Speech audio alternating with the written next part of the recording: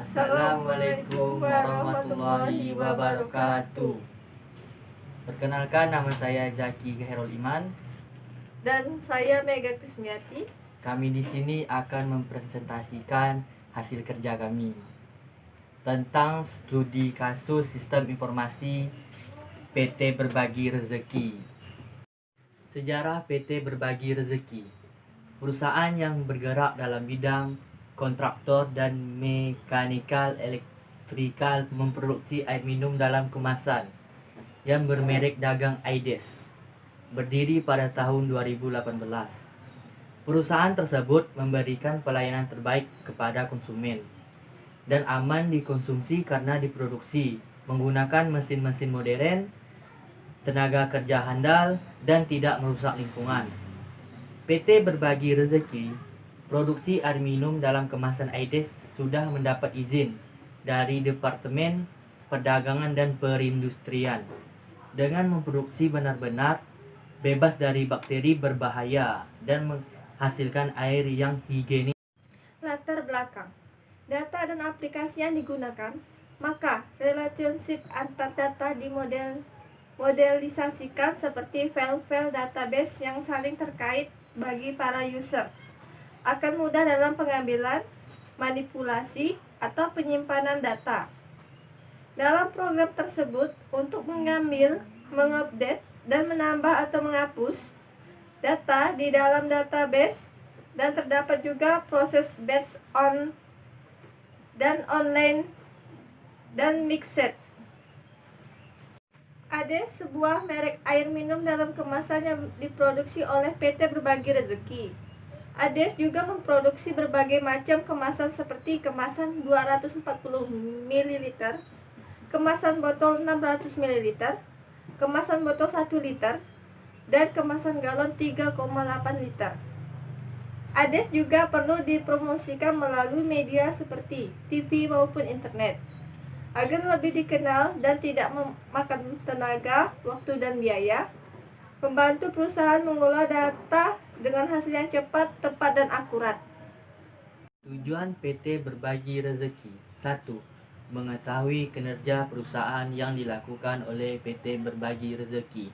2. Kriteria air minum dalam kemasan yang memenuhi syarat kesehatan menurut Peraturan Kesehatan Nomor 492 Menkes per 4/2010 tentang persyaratan kualitas air minum.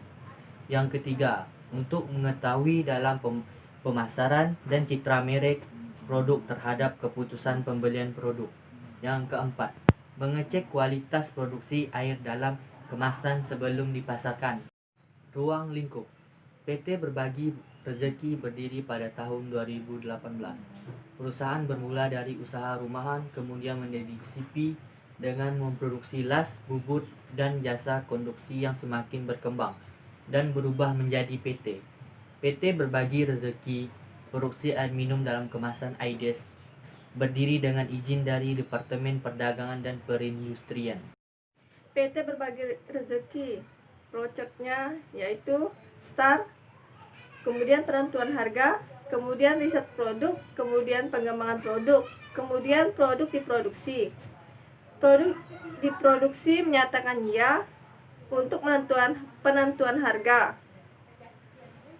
Kemudian pemasaran untuk pembeli oleh konsumen. Penentuan harga menyatakan iya untuk riset ulang. Produk diproduksi, kemudian riset ulang, kemudian kelayakan produk menyatakan tidak karena riset ulang, menyatakan riset ulang.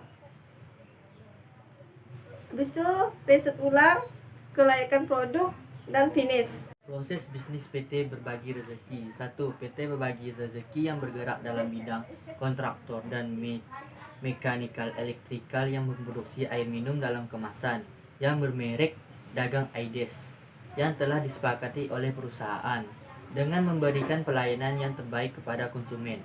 Yang kedua, proses pengolahan air minum dalam kemasan menggunakan mesin-mesin modern yang berstandar. Yang ketiga, sistem transaksi dan penjualan tersebut masih menggunakan Microsoft Excel dan masih belum bisa membantu mempermudah proses transaksi penjualan dan pembelian.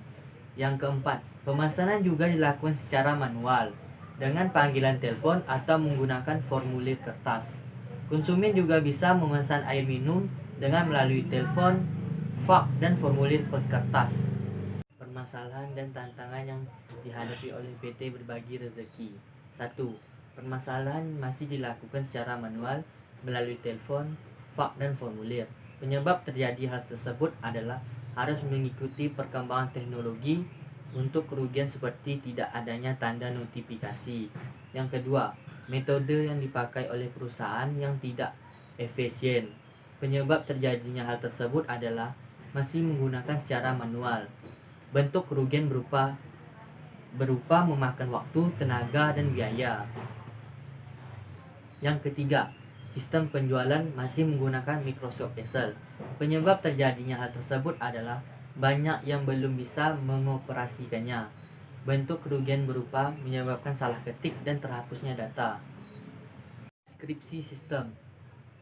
A. Menyediakan sistem informasi retail pembeli dan penjual diharapkan dapat membantu perusahaan dalam mengelola data dengan hasil yang cepat, tepat, dan akurat. B. Menyediakan berbagai fitur pada pencarian nama produk. C. Menyediakan pembayaran alternatif seperti e-banking atau sejenisnya. D. Menambahkan notifikasi pembelian menjadi tanda pemberitahuan dari proses pembelian barang. Yang E. Menyiapkan promosi harga barang atau diskon. Yang D. Menambah notifikasi pembeli menjadi tanda pemberitahuan dari proses pembelian barang. Yang E. Menyiapkan promosi harga barang atau diskon. Yang F. Menyediakan untuk memilih barang yang akan dibeli. Yang G. Menampilkan tanda favorit untuk menyimpan barang yang akan dibeli. Fungsi utama yang akan dikembangkan. A. Mengatur keuangan atau administrasi. B. Meningkatkan efisiensi dan aktivitas data yang tersaji akurat dan tepat waktu. C. Menampilkan daftar data konsumen. D. Mengatur dalam pengawasan pegawai. E. Meningkatkan produktivitas dan penghematan biaya. Yang F. Meningkatkan kualitas sumber daya manusia karena sistem kerja yang terkoordinir dan sistematis. Deskripsi pengguna sistem dan deskripsi pekerjaan. Administrator memilih pos, surat, paket kiriman, pemesanan, menjawab dan menerima telepon, mengetik dokumen, surat menyurat offline maupun online, memesan persediaan media tulis. Analis melakukan analisis struktur organisasi, melakukan monitoring serta evaluasi data, meningkatkan mutu layanan dan kinerja bisnis perusahaan, membantu project manager dan tenaga ahli. Programmer menyusun kode dari bahasa pemrograman, menguji sebuah program yang dibuat, mencari kekurangan dalam suatu program, kemudian dikonsultasikan solusinya. Penjadwalan dan pembagian kerja. 1. 1 minggu wawancara. 2. 3 minggu menentukan problem domain. 3. 1 bulan pencarian data. 4. 1 bulan pembangunan sistem pembayaran. 5. 3 bulan pembangunan sistem diskon atau potongan harga. 6. 2 bulan pembangunan sistem keranjang. 7. 2 bulan pembangunan sistem notifikasi. 8. 2 bulan pembangunan sistem berita. 9. 3 bulan pembangunan sistem jenis barang. Sekian presentasi dari kami ucapkan terima kasih. Wassalamualaikum warahmatullahi wabarakatuh.